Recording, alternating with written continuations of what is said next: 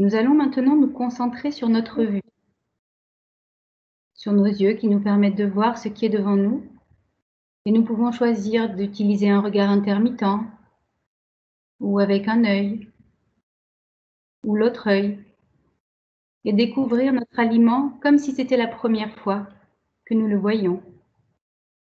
Nous observons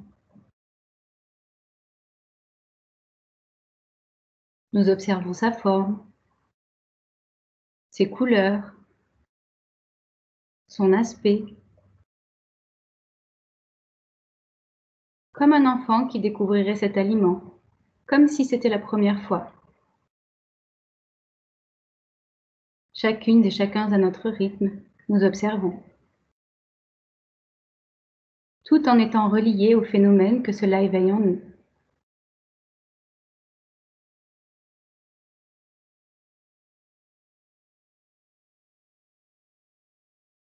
Et quand nous le souhaiterons, nous pourrons accueillir la présence de ce nouveau regard.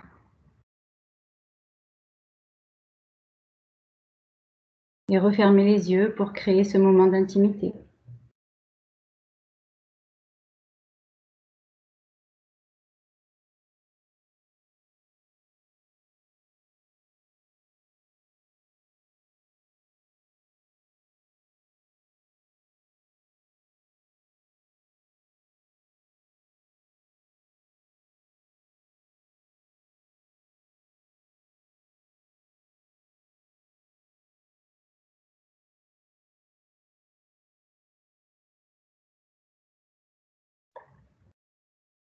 Nous allons maintenant nous concentrer sur notre odorat.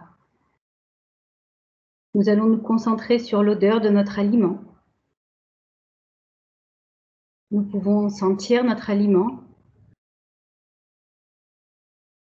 Nous prenons le temps de le sentir avec une narine, l'autre narine, comme si nous le découvrions pour la première fois.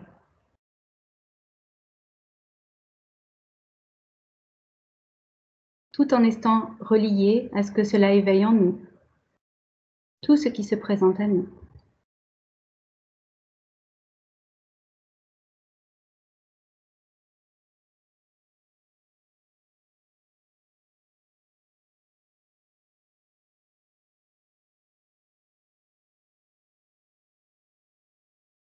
Et quand nous le souhaiterons, nous pourrons accueillir tout ce qui a pu être éveillé.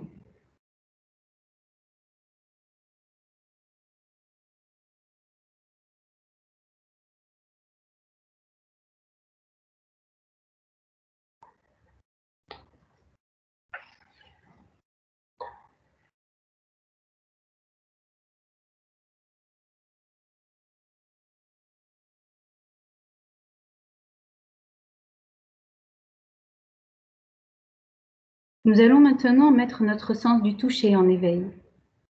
Nous prenons notre aliment et nous pouvons le toucher, sentir sa texture sous nos doigts. Nous pouvons commencer une exploration attentive, comme si c'était la première fois. Nous pouvons découvrir son poids, sa forme, ses reliefs, peut-être son volume. Chacune et chacun à notre rythme, nous touchons notre aliment. Nous le découvrons par le toucher, comme si c'était la première fois que nous le touchions.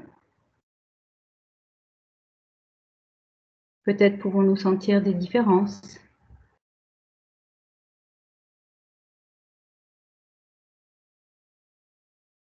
Nous nous concentrons sur ces différences, ces textures, tout en étant reliés à ce que cela éveille en nous.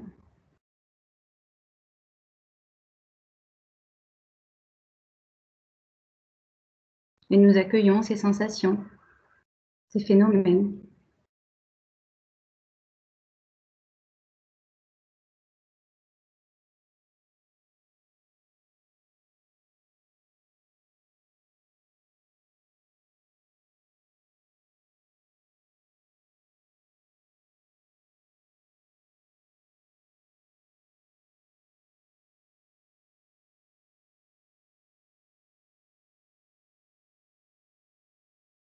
Et nous allons terminer par le goût.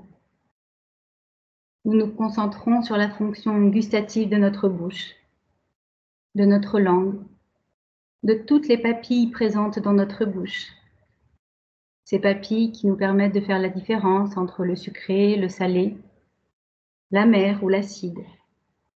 Et nous prenons conscience de notre salive qui peut-être est déjà modifiée dans notre bouche. Et nous pouvons mettre cet aliment dans notre bouche. Et nous prenons le temps de le déguster, de le mâcher, comme si c'était la première fois que nous avions cet aliment dans notre bouche. Nous nous relions à ses saveurs, à sa texture qui peut-être déjà est modifiée, tout en étant relié à ce que cela éveille en nous.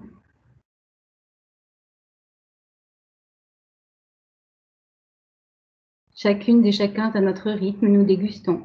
Nous prenons le temps de déguster.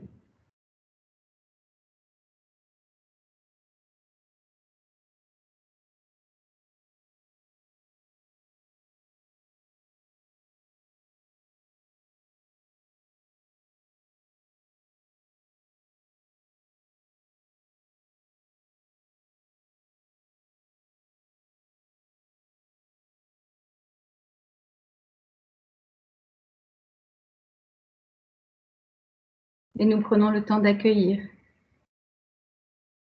Accueillir tout ce qui a été éveillé par cette expérience.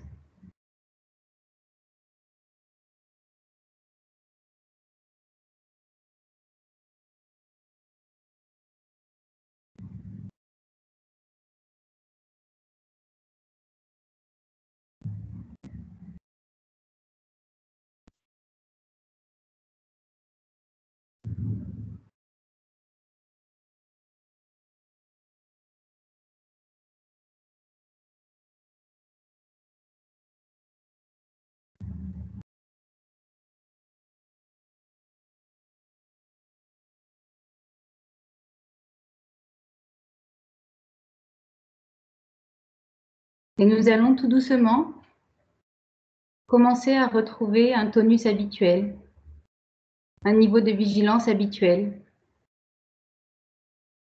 Nous pouvons commencer par déglutir, par prendre des respirations plus profondes. Nous pouvons peut-être bouger nos extrémités, nos poignets, nos chevilles. Nous pouvons nous étirer, bâiller, reprendre conscience de la pièce dans laquelle nous nous trouvons. Nous pouvons nous frotter, nous tapoter.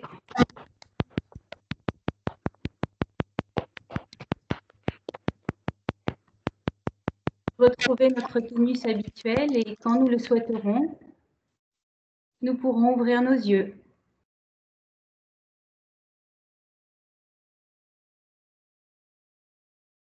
Et partager pour ceux qui le souhaitent.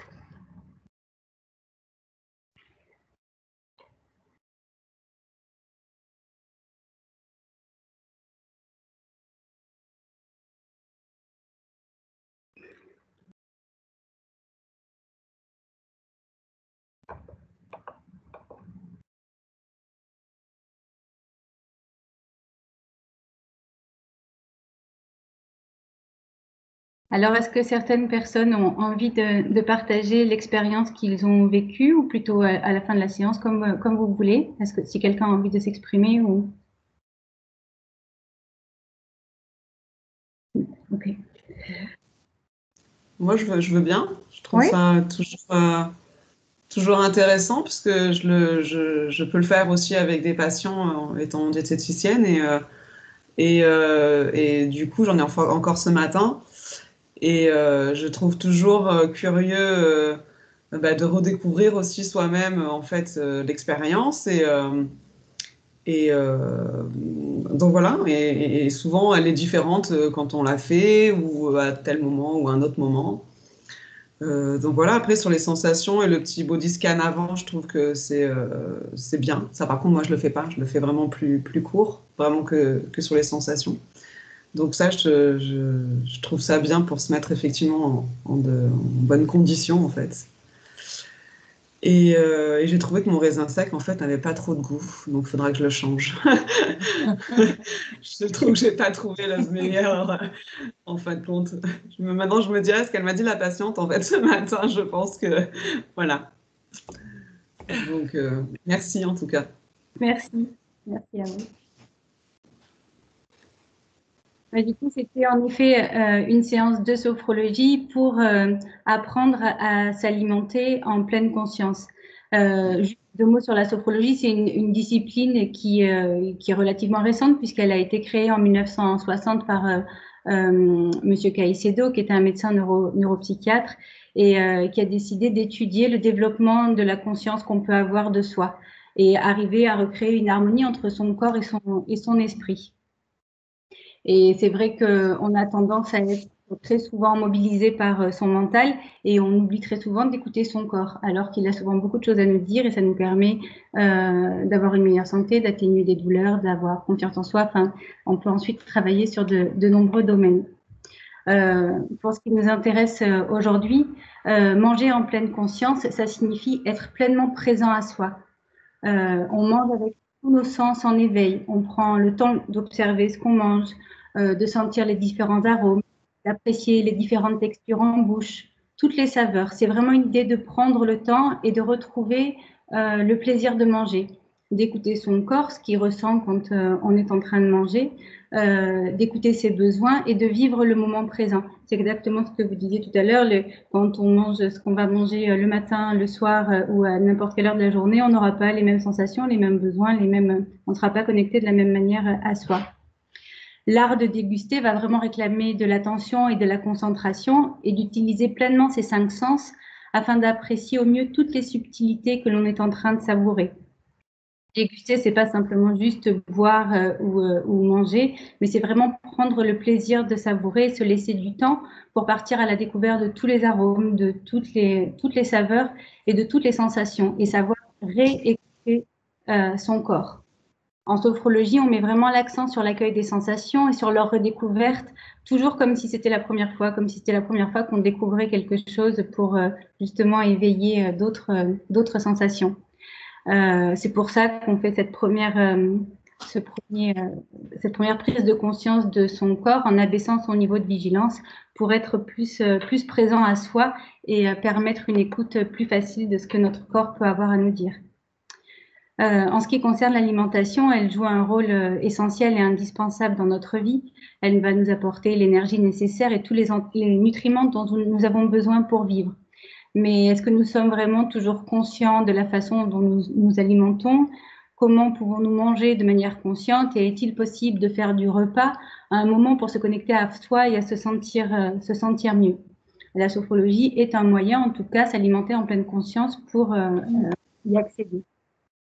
Pour vous donner une idée par rapport au moment des repas, il y a des études qui ont été faites sur les adultes aux États-Unis qui consacrent en moyenne 1h12 par jour à leur repas, tandis qu'ils consacrent plus de 4 heures par jour à regarder la télévision.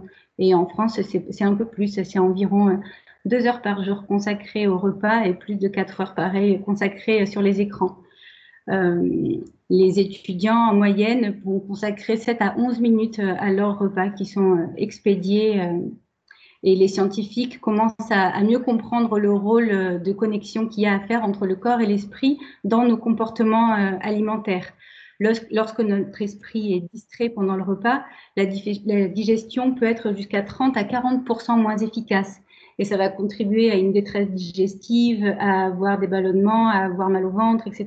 Parce qu'on ne prend plus du tout le temps de manger. Et quand on mange, peut-être qu'on peut vous poser la question de comment est-ce que vous avez passé votre repas de midi, mais souvent on peut manger devant notre ordinateur au travail ou manger en regardant nos téléphones ou nos mails et on est rarement présent à soi juste à ce moment-là juste présent au repas qu'on est en train de passer. On peut envisager 4 étapes pour manger en pleine conscience. La première étape sera d'arriver devant notre nourriture, puis de prendre conscience de notre nourriture. La troisième étape sera de se connecter à son corps, d'écouter ce qu'il a à nous dire pendant qu'on est en train de manger. Et ensuite, c'est je dispose de la nourriture. La première étape, c'est avant de commencer à manger un repas ou une collation, on peut prendre déjà un instant pour observer ce qu'on a dans son assiette et prendre conscience de la nourriture qui la constitue. Jeter un coup d'œil à notre nourriture, peut-être regarder les couleurs, la manière dont on a agencé notre assiette, les formes, prendre le temps de nommer les aliments qui sont dans notre assiette et se connecter au positif que cela éveille de voir cette nourriture dans notre assiette. Être toujours relié à ce plaisir. Quand on fait cette activité avec sérieux, on est vraiment prêt à optimiser le moment du repas. Ça nous amène à la deuxième étape où on va se concentrer sur tous les aspects de la nourriture au moment de la première bouchée. Quand on est en conscience améliorée, en sophrologie par exemple, on va remarquer toutes les sensations de la nourriture, tout ce qu'elle va éveiller en nous, comme le goût, le changement de texture dans la bouche, les saveurs, les arômes. On se connecte autrement à notre nourriture. On prend vraiment conscience de ce qu'on mange plutôt que d'avaler un repas sans réfléchir du tout, en faire juste un acte mécanique.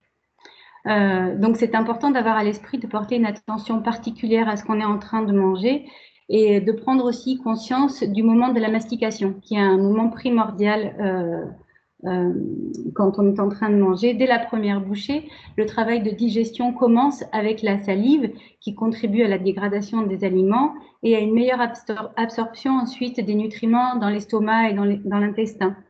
En mâchant lentement, ça permettra aussi d'avoir un sentiment de satiété qui arrivera plus rapidement, d'éviter les grignotages. Et ça va diminuer tous les troubles digestifs que l'on peut avoir, comme les reflux gastriques ou les ballonnements ou les maux de ventre. Donc, à chaque bouchée, c'est important de s'assurer que chaque aliment a bien été broyé, en particulier les graines, les fruits à coque, les fruits crus, les légumes crus. Prendre vraiment le temps de mâcher et de sentir dans sa bouche que l'aliment est complètement broyé et qu'on peut passer à la déglutition. La troisième étape, ça sera d'être à l'écoute de notre corps. Et vous pouvez par exemple noter les émotions que vous avez lorsque vous mangez. Essayez de noter comment est-ce que votre corps se sent quand vous mangez. Et garder à l'esprit, tant qu'à faire, un souvenir positif de la nourriture qui a été mangée. Et la quatrième étape, c'est prendre le temps de savourer ce temps du repas en gardant en conscience toutes les activités qui entourent la prise de nourriture. Le moment de préparation du repas où on peut se relier aux odeurs, aux couleurs, se remémorer que le repas, ça peut être un moment de partage agréable, prendre le temps d'apprécier ce moment présent et de valoriser cette prise alimentaire qui est indispensable. Ce que vous pouvez faire, comme l'exercice qu'on a fait ensemble tout à l'heure, on peut le faire déjà avec la première bouchée. C'est-à-dire quand vous allez manger, quand vous avez pris le temps de regarder votre assiette, de regarder la bouchée que vous allez prendre, de la porter à votre bouche. Et une fois que la nourriture est dans votre bouche, de poser vos mains sur vos genoux et de prendre le temps de mastiquer, d'être en éveil sur tout ce que les sensations qui sont éveillées par la mastication, par les saveurs différentes, etc., qui apparaissent. Après que vous avez avalé votre nourriture, vous pouvez prendre un instant pour la déglutir et vous pouvez avaler une gorgée d'un liquide froid ou chaud et en conscience, compter jusqu'à ce que la sensation de température atteigne votre estomac. Donc froid ou chaud, ça prend environ 15 ou 20 secondes et ensuite vous prenez la deuxième bouchée. C'est pour avoir manger en pleine conscience. Alors, ça prend un peu de temps, mais en tout cas, vous aurez une manière de vous alimenter qui, du coup, sera plus que de l'avalement. Il faudra donc toujours se connecter à son corps et à ses sensations. Comment vous vous sentez au début du repas, pendant le repas et après le repas? Est-ce que vous ressentez la satiété? Vous connecter à ce sentiment de plaisir que vous avez eu, toujours se connecter à la joie et au plaisir d'avoir mangé. Et si une sensation négative se présentait, vous pouvez respirer profondément et penser à quelque chose de plus positif. En gros, les suggestions pour arriver à tout ça, ça serait de manger assis dans une ambiance paisible, sans télé, sans journal, sans téléphone, de mastiquer vos aliments autant que possible jusqu'à ce que vous sentez qu'ils soient broyés, des repas qui durent environ 20 minutes pour voilà, prendre le temps de tout ça. Voilà. Merci Chloé. Merci beaucoup Chloé. Merci. Vous pouvez vous reconnecter pour ceux qui en ont la possibilité, s'il vous plaît.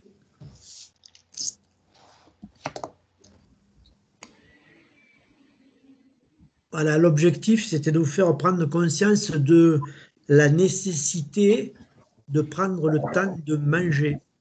Si vous vous êtes intéressé à cette actualité, vous avez même pu entendre que certaines personnes, avec le seul fait de mâcher, de préparer le repas, de mâcher et de manger tranquillement, avaient perdu un certain nombre de kilos, pour ne pas dire jusqu'à 10-15 kilos. Donc en fait, ça contribue aussi à avoir une hygiène de vie. Et Chloé parlait de prendre le temps de manger. L'alimentation, le manger commence déjà effectivement dans la bouche et dans la mastication. Mais même, ça peut commencer bien en amont, parce que si vous voyez et si vous imaginez, ne serait-ce que des fois d'imaginer ce que vous allez manger ou ce qui va arriver lorsque vous avez commandé une assiette ou un repas, un plat dans un restaurant, vous arriverez même à avoir la salive qui arrive à la bouche. Je peux vous le dire, puisque moi j'ai eu l'expérience d'avoir les canaux des glandes salivaires obstruées, et le seul fait de savoir que j'allais avoir une assiette me faisait gonfler les glandes salivaires, et la salive ne pouvant pas s'évacuer, j'avais un goitre sous la gorge, au niveau du cou, parce que ça se remplissait de salive. Le seul fait d'imaginer que j'avais un plat qui arrivait sur la table et que ce plat me plaisait, je produisais déjà la salive pour pouvoir manger ce plat. Donc, manger, ce n'est pas uniquement se mettre à table et avaler un plat, c'est aussi mâcher, bien mâcher l'aliment, bien le malaxer, le rendre pâteux pour pouvoir ensuite l'avaler. La salive est là pour humidifier la bouche, mais c'est aussi une flore bactérienne qui permet de commencer à travailler la digestion.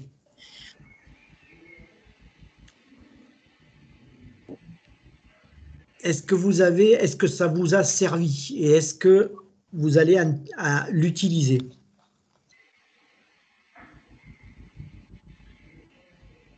Alors bien sûr, là on a pris le temps de le faire, on a décomposé les choses.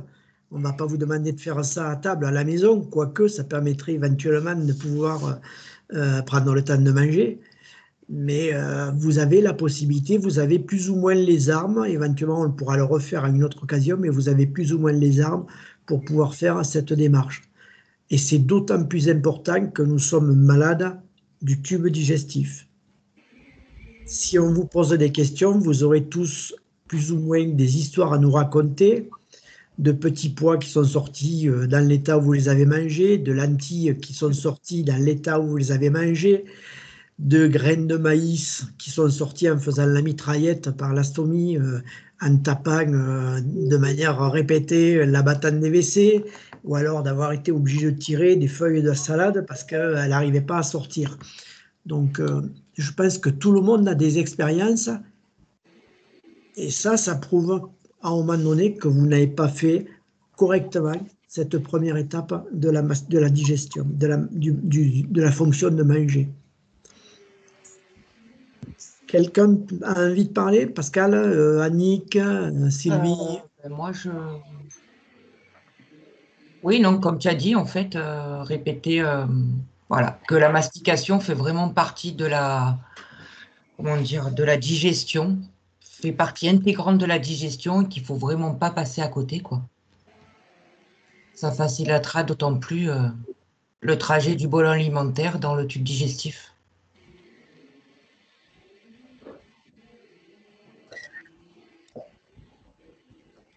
Oui, moi je dirais d'autant qu'on a souvent, on a un tube digestif qui est quand même raccourci. Hein. On a une partie de côlon ou carrément tout, comme c'est mon cas, ou même de l'intestin grêle. Donc, les aliments ont tendance à descendre très vite dans la poche. Hein. Ça, moi, je le constate. Alors, c'est vrai qu'on a tendance à manger trop vite. Ça, moi, c'est difficile. C'est difficile de se concentrer sur ce qu'on mange. Donc, cette séance, oui, j'y penserai. Quand je me mettrai à manger, j'y penserai. Parce que c'est vrai que je trouve que j'ai tendance à manger trop vite. Et du coup, comme dit Michel, on retrouve des aliments complets dans la poche. Hein. Voilà. Tout à fait. Il faut vraiment essayer de prendre ça en compte. Je dis bien essayer parce que c'est pas facile.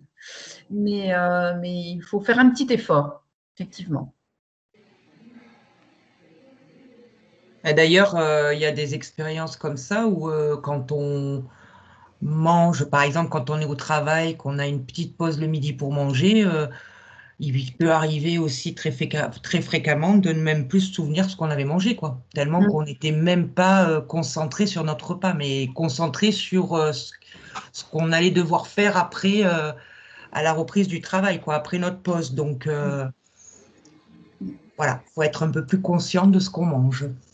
Et c'est vrai que quand on mange justement en conscience, où on va prendre le temps de mettre les aliments dans sa bouche et de se connecter aux saveurs, etc., c'est vrai que très souvent, on oublie de le faire parce qu'on est devant notre ordinateur, on répond à des mails, ou on fait toute autre chose. Et c'est vrai qu'on peut finir son repas en se disant « mais j'ai mangé quoi ?» Je pense que ça nous est tous arrivé.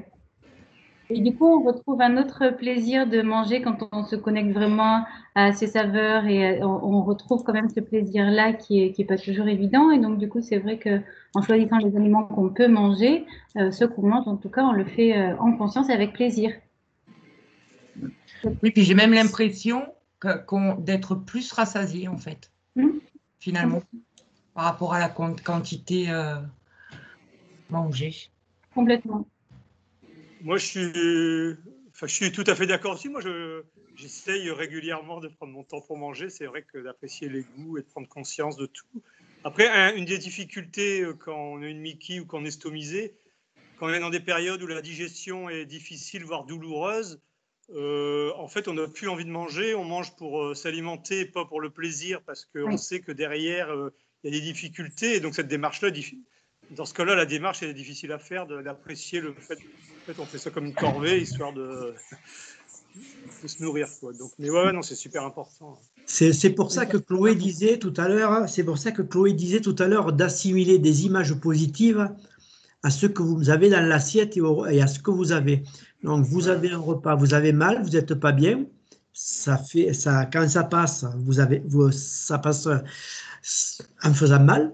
Donc, en fait, d'essayer d'assimiler, de revoir une image positive pour pouvoir faire passer les choses correctement et remettre du positif dans cette notion de l'alimentation, dans cet acte de manger.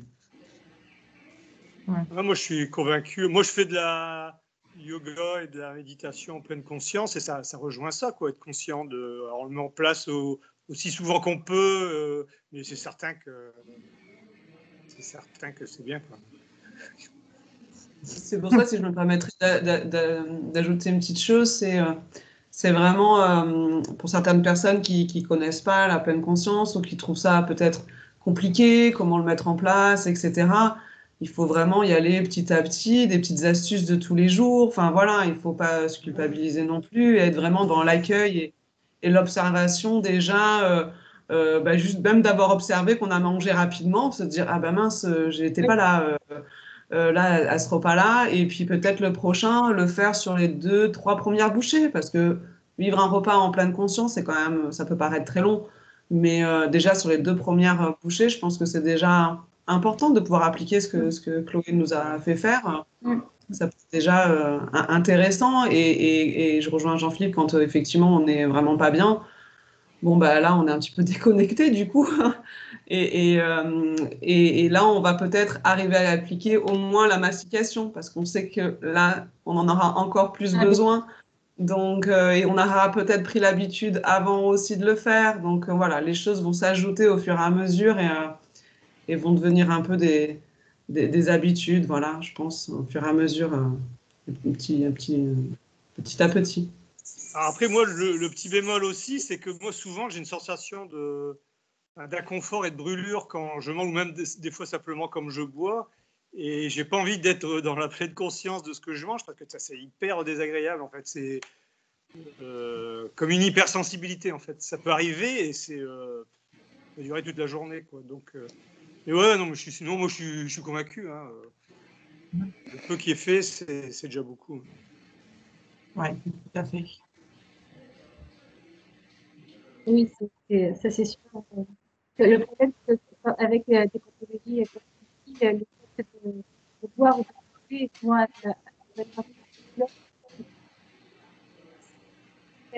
un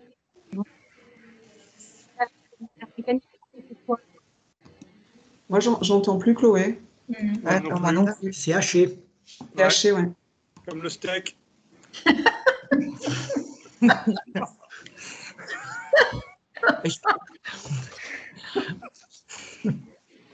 Vous pouvez redire, Chloé? Oui, c'est pour ça qu'il peut y avoir des exercices de respiration et puis après, en effet, se connecter au positif plutôt qu'au désagréable. C'est des petites astuces qui peuvent aider. Après, ça n'empêche que la douleur, mais de diminuer l'intensité de douleur de cette manière-là, petit à petit, c'est des choses qui peuvent être efficaces. Ok. Pas notre réaction? Merci Chloé. Non, on va refaire et on va mettre ça en pratique dans le cadre des deux Merci sujets. Chloé. Merci. Merci beaucoup. Merci. Merci à Pascal et à ceux qui ont organisé. Oui, merci beaucoup Bien à sûr. Pascal et Michel. Michel, C'est entre guillemets notre job. Donc on le fait avec plaisir. Ouais, on sait qu'il y a du monde qui vient. Voilà. Donc on a Joanne qui nous a déjà rejoint. Bonjour. Joanne est là. Donc on va la mettre en évidence. Et Joanne on va poursuivre cette soirée avec Joanne, puisqu'elle va nous parler de l'alimentation. Donc, je vous mets en évidence et je vous laisse parler, Joanne. Oui, bonjour à tous. Donc, moi, je suis diététicienne nutritionniste. Je suis donc bénévole pour l'AFA depuis quelques années déjà. Et j'ai un peu la double casquette parce que je suis bénévole d'un côté en tant que diététicienne et puis bénévole aussi en tant que patiente puisque du coup je suis atteinte de la maladie de Crohn. Donc voilà, j'ai un peu la double compétence, on va dire. Du coup aujourd'hui donc on va parler surtout de l'alimentation avec une stomie. On va aborder un petit peu les généralités mais assez rapidement parce que je pense que c'est des choses que vous connaissez déjà. On va plus parler des questions qui reviennent assez souvent sur tous les à côté, sur la supplémentation, les probiotiques, les régimes, etc. Du coup, j'ai une petite présentation à vous partager. Alors, je vais mettre ça tout de suite. Alors, pour juste rappel, c'est vous envoyez vous posez vos questions par le chat et il y a Pascal qui les collecte pour ensuite les poser à votre place ou alors pour relancer la discussion après. Merci. Alors, est-ce que vous voyez tous l'écran? Parfait. Oui. Impeccable. Bon, super. Alors, il ne veut pas passer à la slide. Ah, si. Donc, du coup, comme je vous ai dit, donc, on va aborder quelques généralités. Ensuite, on va parler donc, de tout ce qui est adaptation au quotidien, quand on doit se déplacer, partir en voyage, quand on a des réunions au travail, etc. Parler aussi de supplémentation, que ce soit en vitamines ou en d'autres choses. Parler des pro et des prébiotiques, quelle est la différence entre les deux, est-ce qu'il y a un réel intérêt, etc. Et certains régimes d'exclusion, est-ce qu'il y a un intérêt ou pas? Et puis après, on passera du coup aux questions. Donc, pour les généralités, bon, comme vous le savez, il y a différents types de stomie. Il y a l'iléostomie, donc, qui est située sur la partie terminale de l'iléon.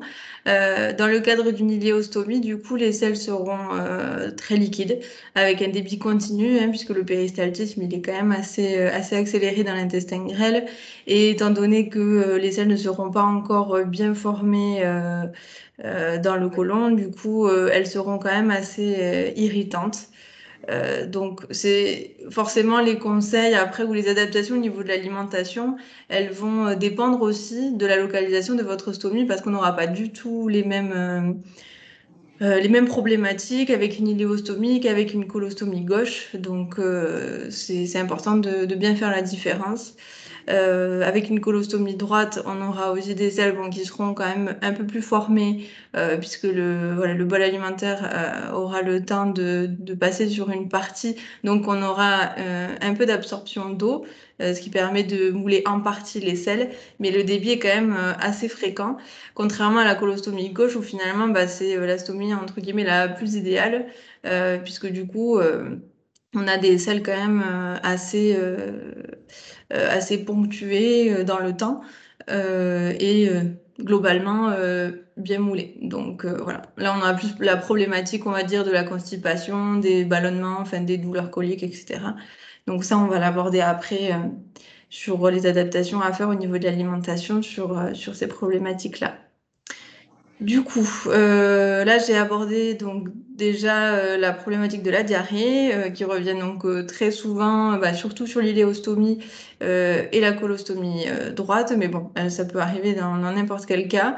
On considère que c'est de la diarrhée dans le cas où les selles forment un volume de plus d'un litre sur la journée. Donc là, il y a différentes choses que vous pouvez appliquer, que vous connaissez peut-être certainement. Mais je trouvais intéressant quand même de faire un petit rappel. Donc la première chose, ça va être forcément l'hydratation. Ça, je pense qu'on vous en parle à longueur de journée. Mais l'hydratation, c'est vraiment c'est la base, hein. C'est ce qui va permettre de réguler correctement votre transit et puis notamment de compenser les pertes en eau qu'il y a par la diarrhée, forcément. Et puis en sodium, puisque du coup, par la diarrhée, on a beaucoup de pertes en sel. Donc, on va essayer de s'orienter vers des eaux salées, vers des bouillons, tout type de boisson, quelle qu'elle soit. Ensuite, on a la consommation de féculents, au moins une portion par repas, ça c'est important, hein. C'est vraiment l'association féculents et légumes qui vient justement faire en sorte que les sels soient mieux moulés. Et puis ça a quand même un effet constipant, notamment avec la compote de pommes, de coin, les bananes, le tapioca. Enfin, voilà, il y a plein d'autres choses aussi, mais ça c'est aussi des choses en général que vous connaissez. Et puis on a aussi des pertes en potassium par la diarrhée, donc on va essayer aussi de compenser avec des aliments qui en sont riches. Donc là j'ai mis par exemple le chocolat, les fruits secs, l'avocat et plein d'autres. Au niveau des gaz, que ce soit le ballonnement, les douleurs coliques, les odeurs, on va dire, qui sont désagréables. On a pas mal de choses aussi sur lesquelles on peut jouer, notamment du coup la mastication, on y revient, mais la mastication c'est vraiment la règle numéro 1 pour une bonne digestion et ça passe par là, hein. Ça réduit très fortement les gaz et les ballonnements puisque de toute façon, si on ne mastique pas bien, les aliments se retrouvent déjà pas assez bien digérés quand ils arrivent dans l'estomac. Ça demande du coup au tube digestif un travail beaucoup plus long. Tout le long de l'acheminement dans le tube. Et forcément, quand ça se retrouve dans le côlon et qu'il y a trop de résidus, les bactéries du côlon vont s'en donner à cœur joie et quand elles vont justement, on va dire, s'alimenter par ces résidus, ça va provoquer davantage de gaz. Et c'est ce qui est justement désagréable à ce moment-là. On va aussi forcément limiter sa consommation de boissons gazeuses, tout ce qui est à base d'alcool. Et tout ce qui est aussi, tout ce qui fait qu'on ingère de l'air. Donc ça peut être mâcher un chewing-gum ou boire à la paille, manger trop vite aussi. Voilà, quand on a tendance à gober un peu les aliments, mais forcément on ingère beaucoup d'air et ça favorise aussi la formation de gaz et de ballonnement dans le côlon. On peut aussi, bon, forcément limiter sa consommation de légumes secs et tout ce qui est famille des choux. Ceux-là, ils sont connus. Et il y a aussi certains légumes hein, qui peuvent aussi favoriser la formation de gaz, mais bon, ça reste propre à chacun. C'est la tolérance, c'est très personnel. Mais bon, voilà, vous avez quelques exemples de légumes qui peuvent favoriser un peu ces désagréments. Et on a après tout ce qui est par rapport aux odeurs. Donc, c'est tous les aliments qui sont fermentés.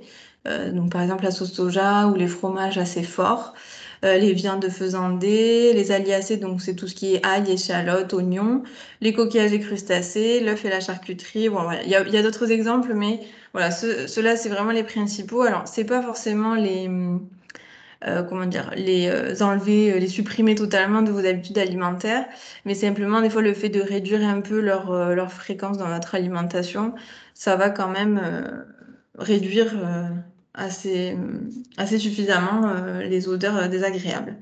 Il existe après, alors je ne sais pas si vous connaissez, mais il existe aussi des gélules hein, qu'on peut rajouter dans les poches qui vont désodoriser un peu les selles, tout simplement.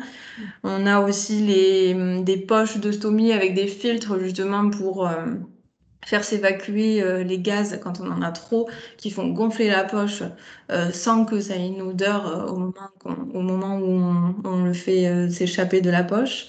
Et puis on a aussi des gélules épaississantes hein, qui font que en cas de diarrhée ou quand les selles sont vraiment trop liquides, on a ces espèces de clapotements quand on bouge trop dans la poche.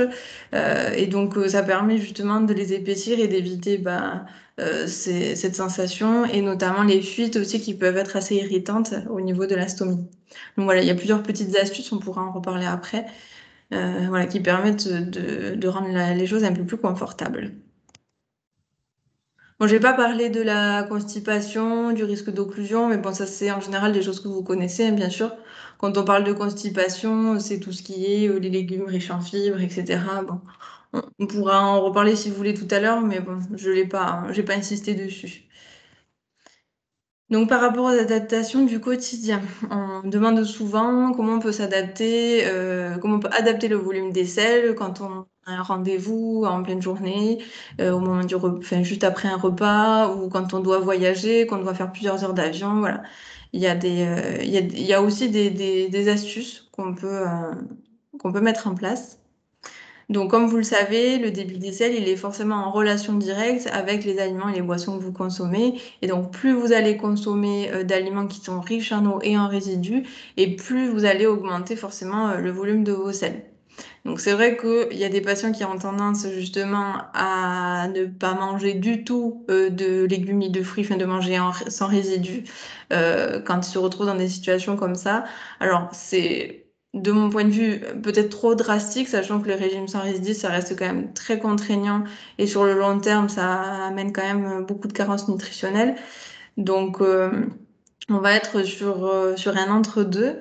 On va essayer justement de trouver un juste équilibre au niveau du choix des aliments. Et puis, on a aussi la technique de fractionner ses repas, de les prendre en 2 fois ou en 3 fois sur la journée, justement pour ponctuer un peu, pour moduler le volume des selles et avoir le temps de trouver un moment entre les 2 prises alimentaires, de vider sa poche et voilà, de pouvoir continuer son repas. Bon, ça reste des événements qui en général sont assez exceptionnels, hein, on n'a pas besoin de faire ça tous les jours, mais voilà, pour des journées un peu particulières, ça peut justement aider. On sait aussi que la consommation d'alcool, ça aura tendance à bien fluidifier aussi les selles, donc on sera aussi vigilant de ce côté-là. Donc, pour les choses que vous pouvez adapter, donc on va privilégier forcément les légumes et les fruits les moins riches en fibres. On n'est pas obligé de les supprimer totalement. Donc là, je vous ai donné quelques exemples, mais vous pouvez les retrouver facilement sur Internet. Et on va aussi forcément adapter le mode de cuisson. Vous savez que plus un légume sera cuit, mixé, plus ça va casser la fibre et donc forcément ça ça va faciliter en fait la digestion. Finalement, c'est comme si vous prédigériez la fibre quand vous allez le cuire de manière plus poussée. Donc, on va forcément beaucoup mieux digérer en général des légumes sous forme de soupe que sous forme de crudité. Mais bon, ça, je pense que je ne vous apprends rien. Et puis, ça va se jouer aussi donc sur les portions. Ça rejoint un petit peu ce qu'a dit Chloé tout à l'heure hein, sur le fait de déjà prendre le temps de mastiquer. Ça va forcément jouer sur le volume des selles. Si on prend le temps de manger, on mangera moins et donc forcément, on aura moins de sel et ça facilitera aussi la chose de ce côté-là. Et puis, si jamais vous êtes en déplacement et que c'est pas pratique, vous pouvez aussi jouer sur le format hein, de choses faciles à manger que vous pouvez emporter un peu partout, qui vous permettront quand même de vous alimenter correctement, hein, sans sauter un repas non plus, tout en modulant quand même la quantité. Excusez-moi.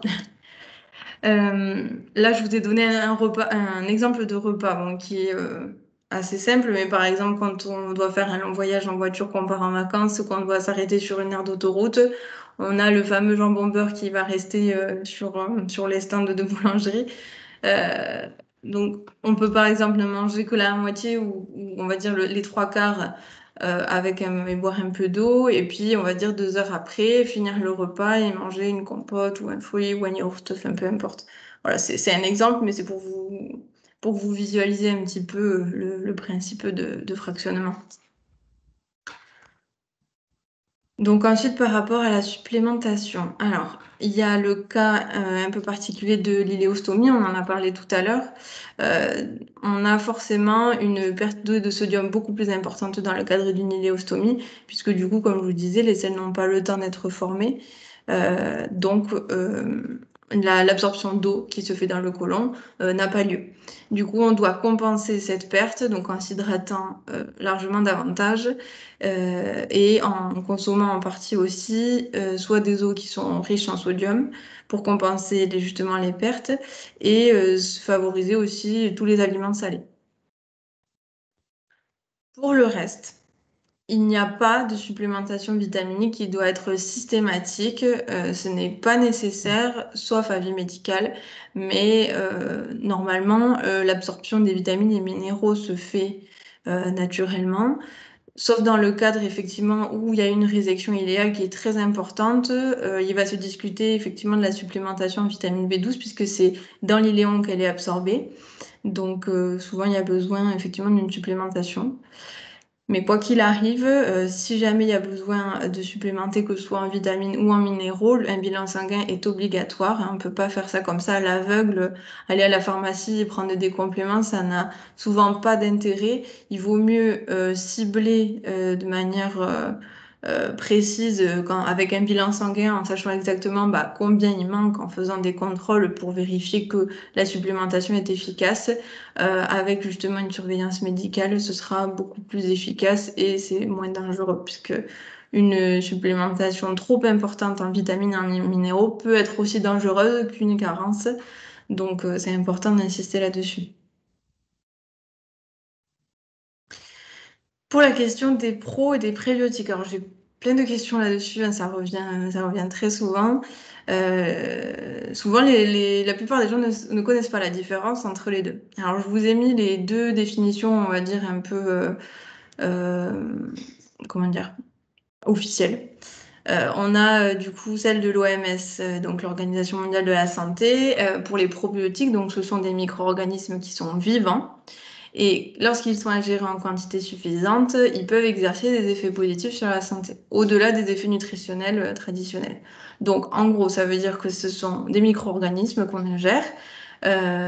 Donc, c'est souvent des bactéries. Les plus connus, c'est les lactobacilles et les bifidobactéries. C'est souvent ceux que vous retrouvez dans les yaourts.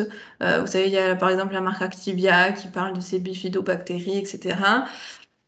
Et des levures, les Saccharomycètes, c'est pareil, c'est celles dont on parle le plus. Donc, je vous ai mis vraiment les 3 exemples qui reviennent le plus souvent. Donc, on les a présents naturellement dans l'alimentation en général, que ce soit dans le yaourt, le kéfir, la choucroute, les pâtes miso. En fait, c'est souvent ce qui est fermenté ou qui sont très riches en probiotiques. ou alors sous forme de compléments alimentaires, justement, qu'on trouve très régulièrement dans les pharmacies. Et ensuite, donc, les prébiotiques, c'est des substances alimentaires qui sont composées généralement à base de sucre et qui sont censées justement promouvoir de façon sélective la croissance de certaines bactéries, que ce soit des probiotiques ou simplement toutes les bactéries du microbiote intestinal, et qui sont censées apporter un bénéfice à la santé. Donc tout simplement, en fait, c'est les molécules qui permettent de nourrir les probiotiques, enfin tout simplement les bactéries, tous les micro-organismes qu'il y a dans notre microbiote. Donc forcément, on les amène par notre alimentation naturellement et on peut aussi les avoir sous forme de gélules qu'on trouve aussi en pharmacie. Donc, pour vous expliquer un petit peu la répartition du microbiote dans tout le tube digestif, donc comme on disait tout à l'heure, il y a une partie qui se situe donc à l'entrée du tube digestif, donc dans la bouche. Et plus on va descendre dans le tube, plus la densité microbienne sera importante, notamment puisque du coup on sera en situation d'anaérobie, donc ça veut dire sans oxygène. Donc, c'est là que se développent le plus les bactéries et c'est la population la plus importante est située dans le côlon, comme vous le savez très certainement. Et donc, forcément, vu que ça dépend de la localisation, ça va dépendre aussi de où est située votre stomie. Donc, par exemple, si on a une iléostomie, si on prend des probiotiques qui sont enrichis en bifidobactéries, ça aura peu d'intérêt puisque du coup ils n'arriveront pas jusqu'au côlon et ils ne pourront pas s'ancrer dans la flore intestinale. Donc voilà, il y a aussi ça à prendre en compte. Et puis il y a énormément de facteurs qui rentrent en compte aussi dans l'efficacité d'un probiotique. Déjà avant tout c'est la qualité parce que comme vous le savez certainement il y a un marché énorme sur les probiotiques et les prébiotiques. On a de tout, vraiment on a de tout, que ce soit tous les laboratoires, toutes les marques, toutes les souches, il en existe tout un panel. C'est très compliqué déjà de s'y retrouver, d'avoir quelqu'un qui nous conseille bien là-dessus. Et puis ça reste quand même une technique de fabrication qui n'est pas donnée à tout le monde hein, de réaliser correctement, puisqu'il s'agit quand même de lyophiliser des micro-organismes. Donc il faut que la souche soit vivante pour qu'elle soit efficace. Et c'est quand même une technique qui doit être faite correctement en laboratoire. Donc déjà, il y a ce point-là. Et puis voilà, du fait qu'il y a un panel très important, il faut aussi être capable de choisir le bon produit pour le bon effet que l'on recherche. Et ça, c'est pareil, c'est encore une autre paire de manches. Évidemment, il faut que les micro-organismes que l'on ingère résistent forcément à l'acidité de l'acide gastrique et de la bile. Et il faut, pour que ce soit un minimum efficace, faire un minimum de cure de 10 jours par mois. Donc c'est pareil. Après, financièrement, ça a quand même un coût hein, de faire ça sur le long cours. Donc c'est aussi à prendre en compte. Et il faut bien sûr que l'efficacité des études scientifiques, elle soit démontrée et chez l'animal et chez l'humain, ce qui n'est pas toujours le cas. Je tiens à le préciser.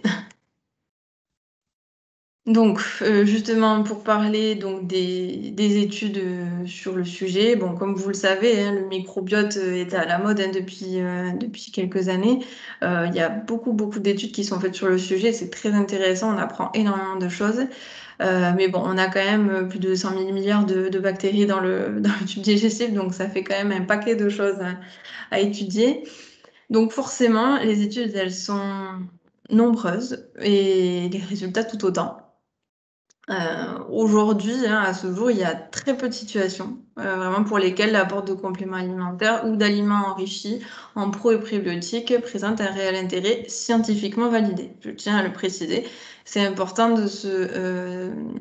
justement de se reposer sur des études scientifiques qui sont vraiment valables, puisque voilà, comme je vous ai dit, il y en a énormément qui ont été faites. Les résultats, ils sont très hétérogènes et en fait surtout, en fait, ils diffèrent déjà par la durée du traitement, hein, qui est toujours différent, le modèle utilisé qui n'est pas toujours le même, la souche probiotique, forcément, il y en a des milliers et des milliers, et aussi le conditionnement qui va jouer aussi sur l'efficacité, on en a sous toutes les formes aujourd'hui, et donc forcément, ça va jouer sur l'efficacité, et forcément la dose aussi qu'on va moduler.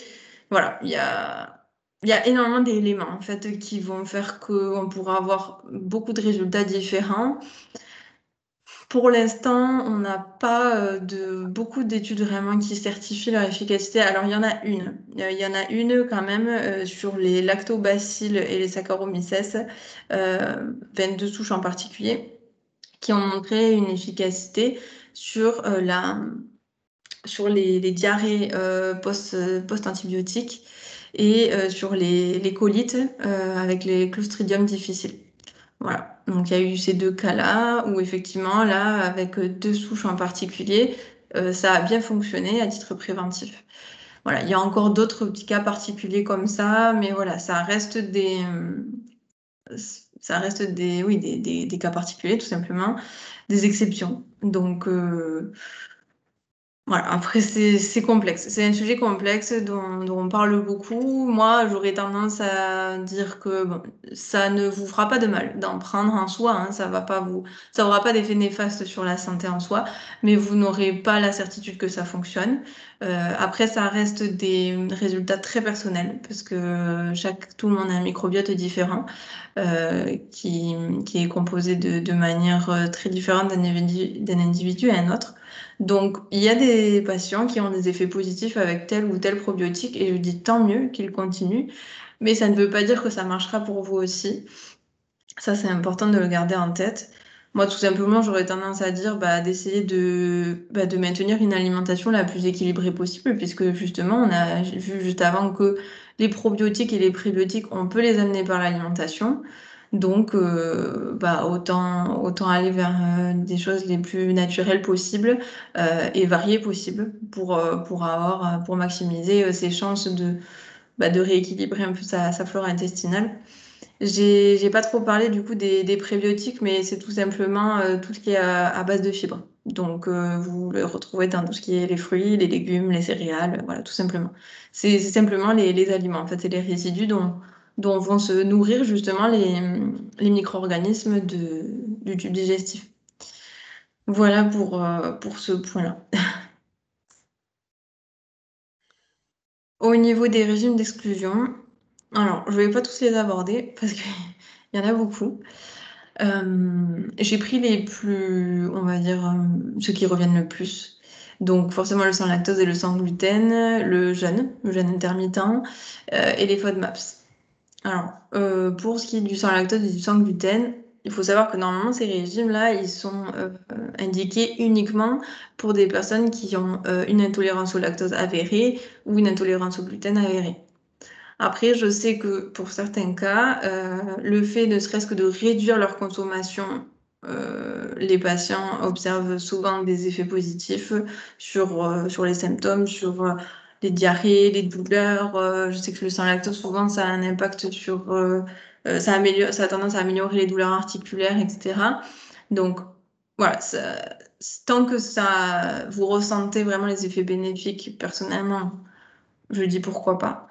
Autant le continuer, hein, mais par contre, voilà, toujours faire attention avec ce type de régime, parce que ça reste des régimes qui sont contraignants. Il y a toujours un risque de carence nutritionnelle. Il faut être capable après de compenser avec autre chose. Le sans lactose en soi, c'est pas si problématique, mais voilà, il faut faire attention à l'apport en calcium. Du coup, ça veut dire quand même bien consommer des portions de légumes et de fruits régulièrement et de légumes secs. Le sans gluten, bon, maintenant c'est vrai qu'il existe tout un panel de produits qui permet de manger sans gluten sans trop de difficultés, avec beaucoup d'équivalences à base de farine de riz, de châtaigne, de sarrasin, etc. Bon, voilà. Maintenant on a beaucoup d'équivalents, donc c'est pas si problématique que ça. Par contre, ce qui me gêne le plus, c'est les FODMAPs, hein, parce que ça, c'est un régime qui est extrêmement contraignant. Donc là-dessus, j'insiste sur le fait que non, ça n'a pas d'intérêt de le faire, sauf dans des cas très particuliers. Et dans tous les cas, il ne faut jamais commencer des régimes comme ça sans être suivi par un médecin, par un diététicien, par des professionnels de santé. Vraiment, ça c'est un point très important.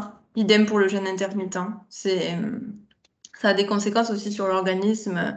Il faut savoir bien le gérer, bien organiser son temps sur la journée, sur les repas, pour avoir quand même un apport en calories qui est suffisant sur la journée. Donc ça se fait pas comme ça s'improvise pas du jour au lendemain de tester ce genre de régime. Je dis pas que je suis totalement contre, hein, au contraire, si tout est bon à tester, si ça vous apporte plus de confort digestif au quotidien. Mais pour moi, ça doit être encadré parce qu'aujourd'hui, on voit tellement de choses sur Internet avec des régimes cétogènes, des choses qui pour moi vraiment sont dangereuses. Il y a certains régimes, les gens n'ont pas conscience des conséquences, de l'impact que ça peut avoir sur leur santé. Alors, je pense on a déjà assez de problèmes comme ça, donc ce serait dommage de s'en rajouter davantage.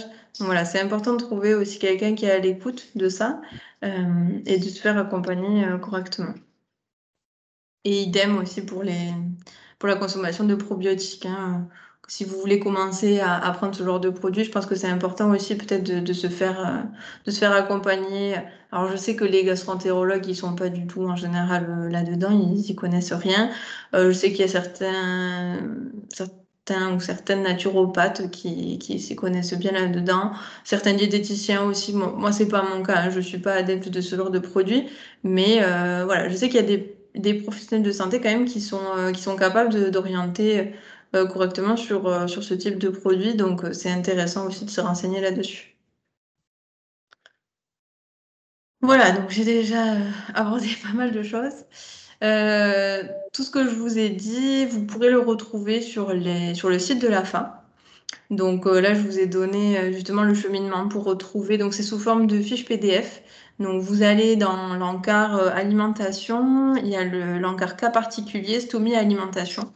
Et là, vous avez plein de fiches sur tous les sujets, que ce soit sur l'image de soi, sur la sexualité, le travail. Voilà, il y a un peu de tout sur le voyage, l'alimentation. Enfin, il y a plein de choses. Donc, vous pourrez aller retrouver du coup ces fiches sur le site pour aller un petit peu plus loin sur le détail, on va dire. Voilà, mais du coup, pour moi, c'est terminé. Je pense que j'ai abordé pas mal de choses. Alors, je vais juste arrêter de le fermer. Voilà. Donc, voilà, n'hésitez pas si vous avez des questions. Alors, moi, j'en ai pas eu sur le chat. Comment? Donc, à voir si... Je n'ai rien eu sur le chat. D'accord.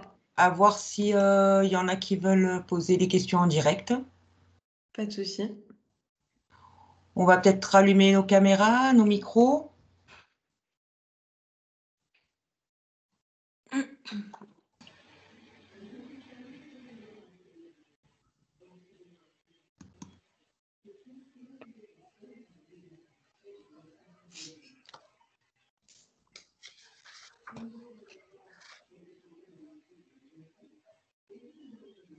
Bon, j'espère avoir été claire un peu sur tous les sujets. Je ne sais pas s'il y a des sujets que je n'ai pas abordés sur lesquels vous aviez des questions aussi, hein, parce que on est là aussi pour aborder le reste.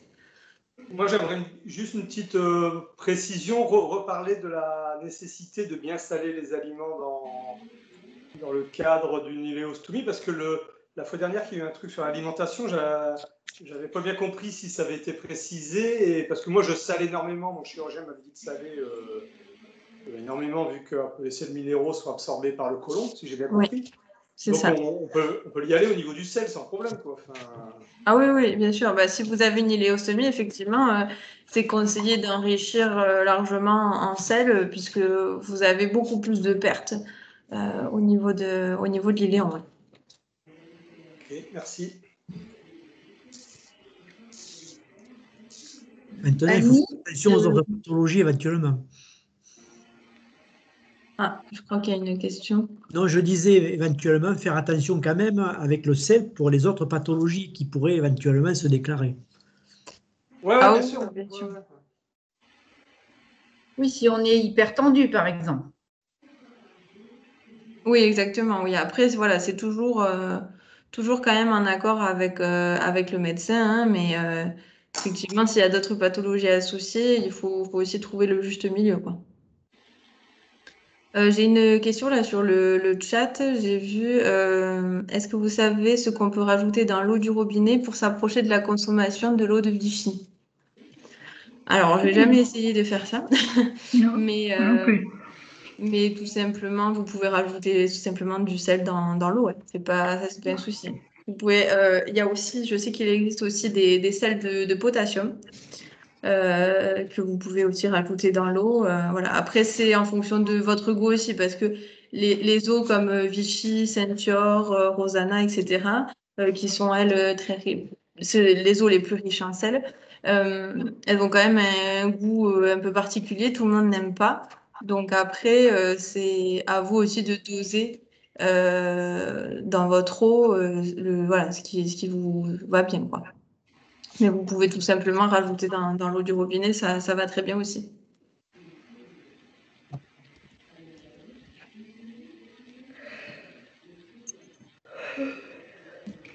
Annie, Justement. Non, vas-y. Ah, excusez-moi, je reviens 30 secondes. Pardon.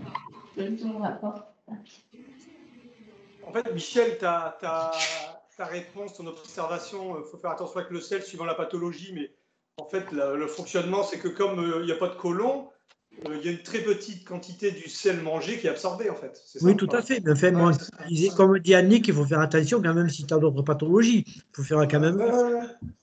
Mais sinon, effectivement, il faut saler ou manger des anchois au sel, etc. quoi. Moi, j'avais une question concernant les prébiotiques. Oui. On n'en a pas déjà dans l'intestin, justement, dans le tube digestif? Non, parce que du coup, les prébiotiques, en fait, c'est les nutriments. C'est les nutriments qui viennent alimenter, dont se nourrissent les micro-organismes, le microbiote. Donc, en fait, les probiotiques, c'est les micro-organismes, et les prébiotiques, c'est leur alimentation, pour vulgariser, en fait. Ah, d'accord. Donc, on va tout simplement les amener par ce qu'on mange. Et notamment, tout ce qui est riche en fibres, en fait, tout ce qui va amener des résidus. Donc, tout ce qui est fruits, légumes, légumes secs, les fruits secs, etc. C'est justement, en fait, tout ce qui va rester et qui va arriver dans le côlon dont vont se nourrir les bactéries.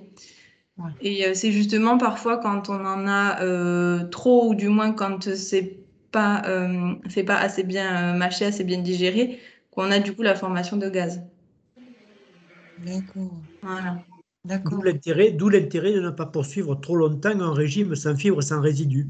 Exactement. Ouais, c'est ça, ouais. Pour avoir une flore intestinale la plus diverse possible et la plus riche possible. C'est ça. Et puis, de bien mâcher, du coup, pour que ce soit mieux, que les nutriments, du coup, soient mieux ingérés. Voilà, c'est ça. D'où l'importance déjà d'une bonne mastication, puisque comme on l'a dit tout à l'heure, c'est la première étape de la digestion. Donc si déjà on la respecte bien, si déjà toute la digestion se fait correctement tout au long du tube digestif, ça va déjà faciliter, ça va beaucoup mieux réguler le transit.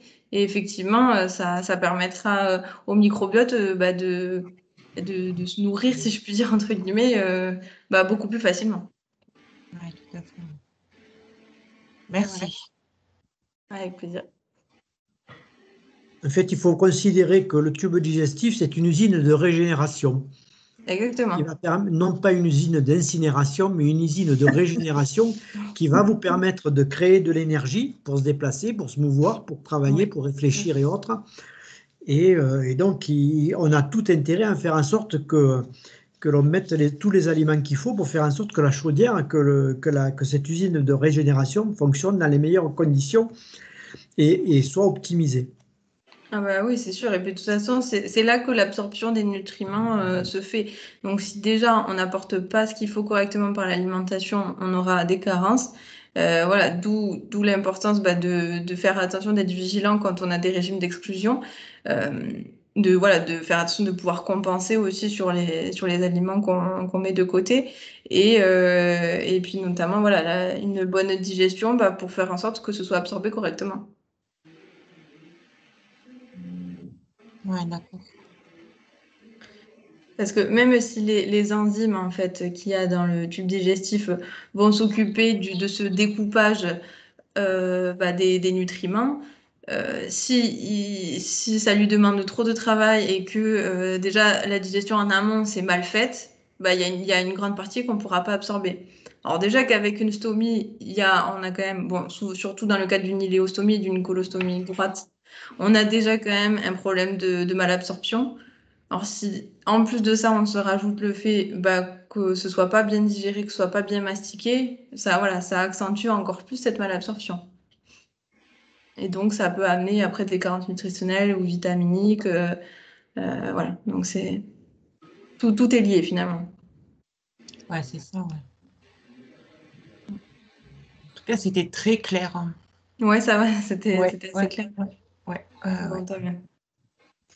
Très bien. Bon, je vois que tout le monde doit partir. Oui, C'est l'heure. c'est un peu l'heure fatidique. Voilà. Désolée. Bon, Bah non, mais il n'y a pas de souci, j'ai eu le Merci temps de dire beaucoup. ce que j'avais à dire. merci beaucoup. Donc, j'espère Bah, qu'on avec a rempli plaisir. on a rempli notre mission avec Pascal. Donc, merci Oui, beaucoup merci. d'avoir assisté.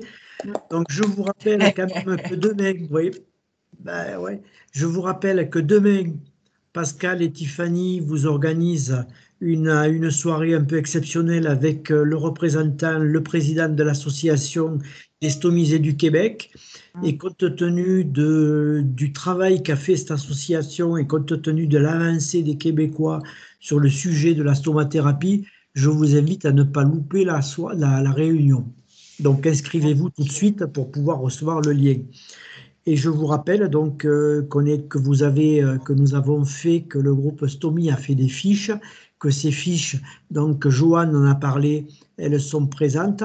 Vous avez également les vidéos de témoignages et les mêmes fiches vous avez aussi des supports vidéo avec stomathérapeute, avec psychologue, kiné, etc., qui peuvent où vous pouvez avoir du conseil visuel, plus des fiches, un complément des fiches.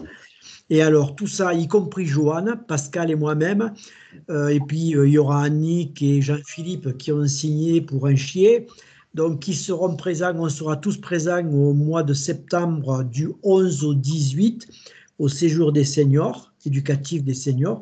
Donc pendant une semaine, vous allez être pris en charge et amené à réfléchir sur votre condition de personne stomisée, pour vous améliorer dans votre condition, pour améliorer vos conditions de vie, votre qualité de vie. Donc, c'est une chose à ne pas louper. Il y a des personnes compétentes pour vous accompagner et vous serez dans un cadre parfait, sans problème particulier, et donc vous serez accompagné pendant une semaine, aussi bien par les professionnels que dans le cadre pour vous amuser et autres. Voilà. Donc, vous pouvez aller sur le site de l'AFA, vous allez vous taper dans la petite onglet recherche, vous tapez séjour, et ensuite vous avez absolument tout pour télécharger et le bulletin d'inscription et le descriptif du village et du programme du séjour. Voilà. J'en profite juste pour dire une dernière chose. Le groupe Stomy étant actif maintenant auprès de l'AFA, il y a aussi une ligne d'écoute spécifique pour les personnes stomisées au sein de l'AFA. Donc, vous faites la ligne nationale et vous tapez le numéro 4. Et on a aussi une adresse mail dédiée. C'est stomy@afa.asso.fr. Voilà. Donc, il y a des personnes qui sont dédiées à répondre au téléphone, répondre aux mails. Voilà. Au mail et au téléphone. Et au téléphone. Dernière question pour demain, c'est bien 18h l'atelier? Oui. D'accord. C'est 18h, oui. Du soir?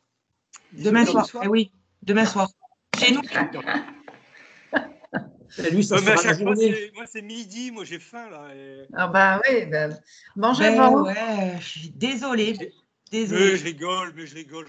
J'ai fait cuire des patates douces, en fait, pendant le deuxième exposé. Voilà. Vous en voulez? Je vous les envoie par WhatsApp. Oui. Ouais, ce sera trop tard. Bravo à On vous. va les imaginer, on va imaginer. Voilà. Merci en tout cas, Joanne. Merci Pascal, merci à tout le vous monde. Beaucoup. Merci à tous. d'avoir été là. Merci beaucoup. Au revoir. Au revoir.